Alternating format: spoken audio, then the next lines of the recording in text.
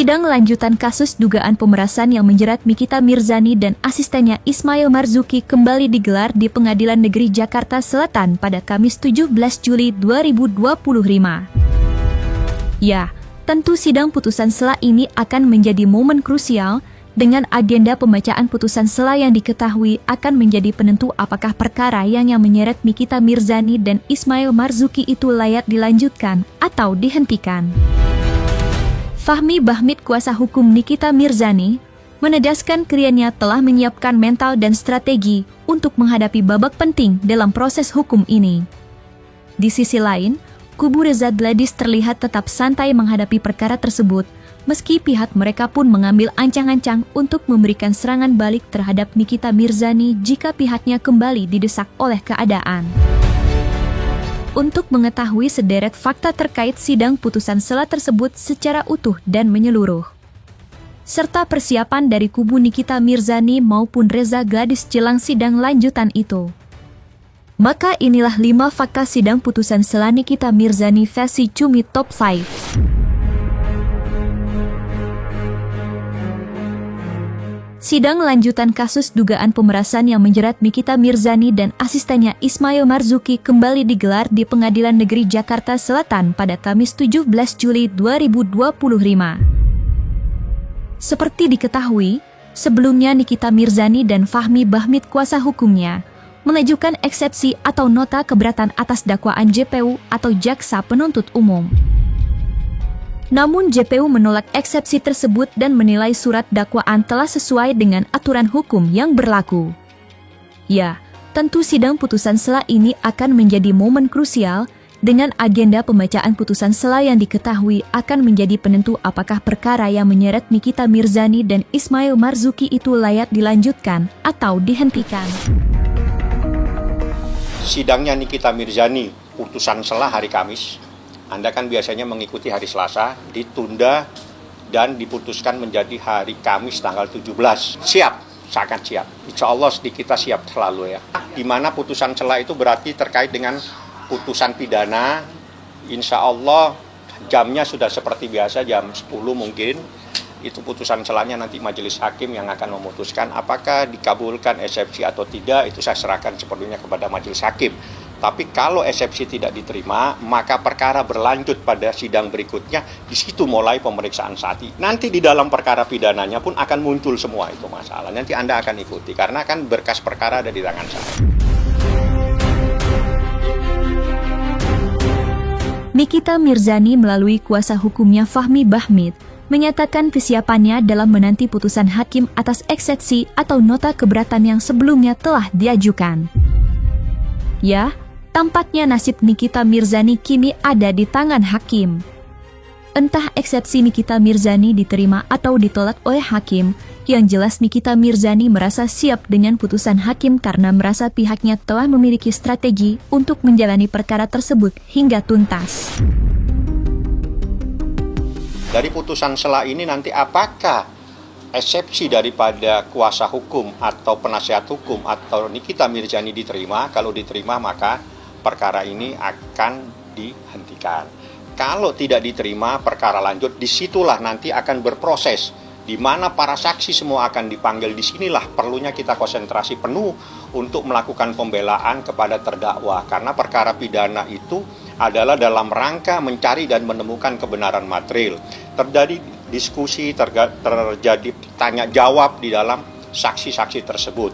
Nah, ini kan kita juga harus banyak berdiskusi nanti, berdialog kepada para terdakwa terkait dengan ini saksi, memberikan keterangan bagaimana. Kita kan sudah dikasih berkas sama jaksa yang cukup tebal juga, cukup tinggi. Nanti kita akan diskusikan dengan para terdakwa.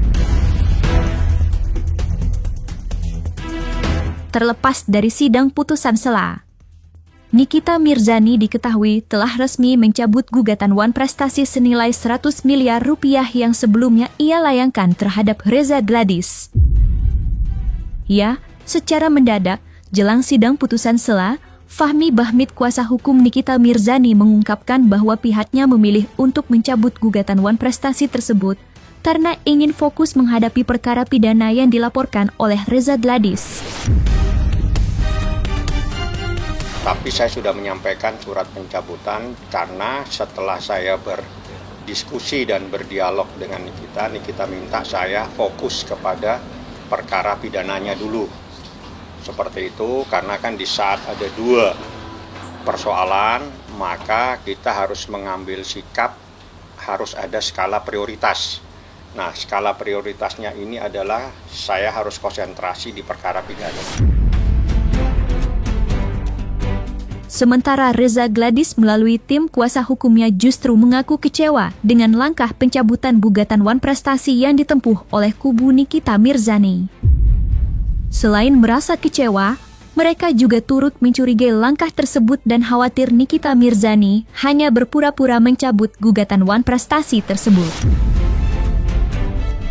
Masalah dicabutnya gugatan oleh penggugat ini sangat mengecewakan kami. Ada dua hal yang membuat kami kecewa. Pertama, ini pencabutannya seharusnya pada saat disampaikan di pengadilan pada Senin dan minggu depan. Tetapi ternyata penggugat menyampaikannya di media massa.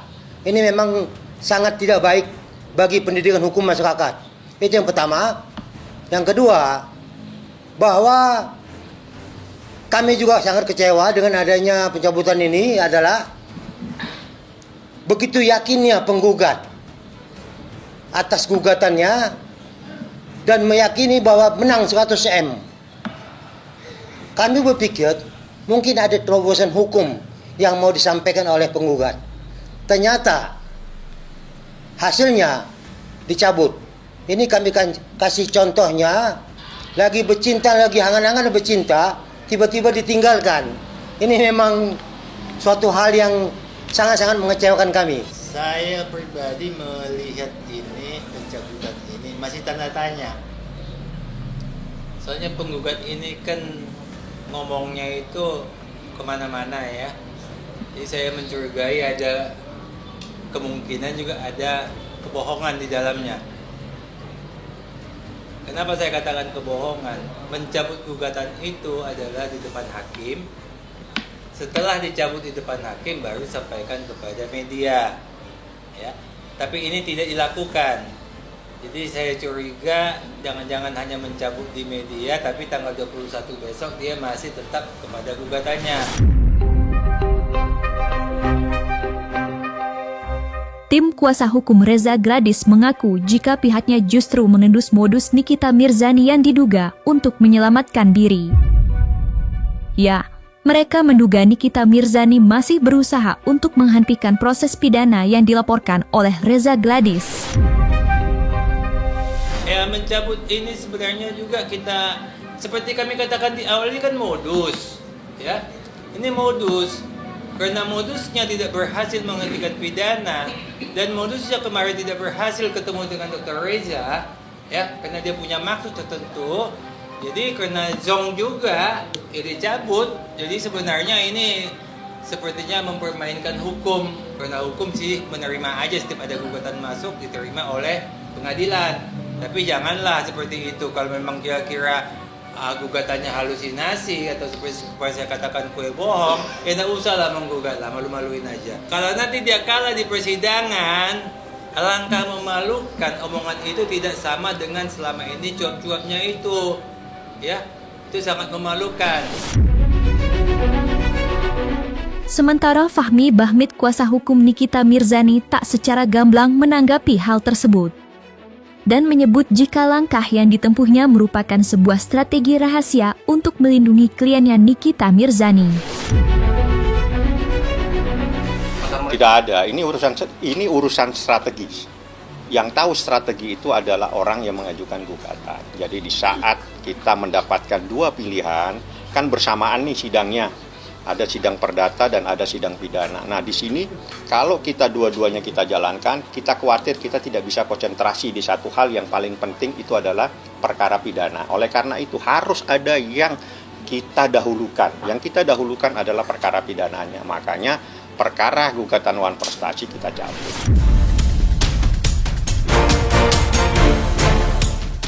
Terlepas dari jalannya sidang putusan sela dan kasus gugatan Wan Prestasi, Reza Gladys ternyata diam-diam telah menyiapkan kejutan baru untuk Nikita Mirzani.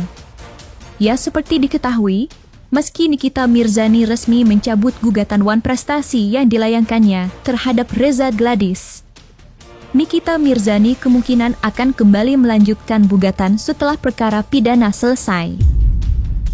Namun strategi itu tampaknya akan diantisipasi oleh kubu Reza Gladys, di mana mereka pun menyatakan jika mereka akan menggugat balik Nikita Mirzani setelah semua usai. Data itu nanti besok akan terus dilanjutkan setelah pidana. Itu menjadi rahasia. Ya udah, itu urusan nanti strategi yang lainnya. Yang jelas surat saya sudah nyampe kemarin dan sudah diterima di bagian kepanitraan. Itu nanti akan saya jawab setelah proses berlangsung. Kalau dia mau menggugat lagi nanti, ya justru kami yang menggugat, bukan dia. Kita buktikan. Setelah putusan pidana ini diputuskan, maka kami akan melakukan gugatan kepada penggugat yang mencabut itu. Kalau secara hukum bisa dicabut, nanti digugat lagi kalau ada landasan hukumnya. Tapi kalau halusinasi, apa yang mau digugat? Sifatnya juga halusinasi. Inilah bahayanya kalau konsultasi sama dukun hukum. Karena dasarnya dupa-dupa, kemenyan, sehingga apa yang hasilnya? Penerawangan. Penerawangan ujung-ujungnya halusinasi. Ini yang kita takutkan sebenarnya.